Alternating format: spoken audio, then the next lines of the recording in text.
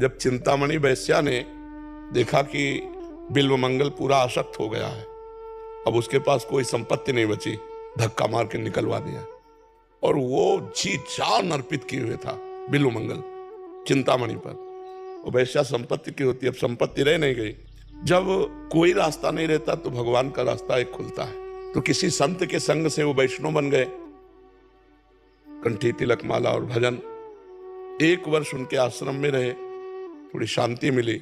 उनको लगा भजन ही करना है तो वृंदावन चल के भजन करें। अब वो रास्ते में चले तो एक देवालय था, सरोवर था, तो सोचा आज रात्रि यहां रुक लेते हैं। तो रुके, सुबह देखा तो बहुत सी लड़कियां, नौवधुएं देवता का पूजन करने के लिए भगवान के आई। उनमें से एक की मुखाकृति ठीक चिंतामणि जैसी थी। जो ही देखा बस हाँ चिंतामणि। अब फिर भूल गए कि हम बाबा जी बन चुके हैं। और चिंतामणि थी नहीं, वो किसी की पत्नी थी। उस बार बार मुड़ के देखती कि बाबा जी हमारे पीछे, वो लंबे लंबे पैर बढ़ाए अपने घर पहुंची, अपने पति से कहा कि ये पीछे जो लगा हुआ है ये कोई नीच पुरुष है। वो बहुत सुलझा हुआ व्यक्ति था, धर्मात्मा व्यक्ति था। बाहर निकला तो दरवाजे पे खड़े, तो दृष्टि से देखा वैष्णव तिलक ऐसे। कैसे महाराज?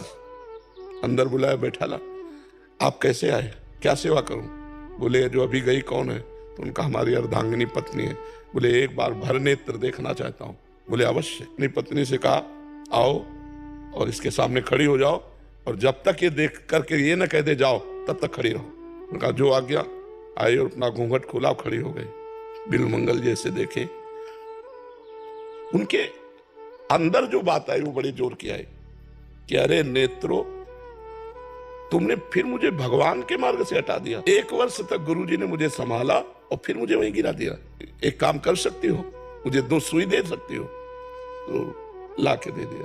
तो उनका हे भगवान, जिन नेत्रों ने मुझे आपके मार्ग से हटाया, आज के बाद ये संसार नहीं देख पाएंगे। और आंख फोड़ ली और चल पड़े। तो रास्ते में भगवान उनको पकड़ लिया और वृंदावन लाए। और इतने बड़े महापुरुष हुए कि उन्हें बिल्वमंगलाचार्य कहा गया।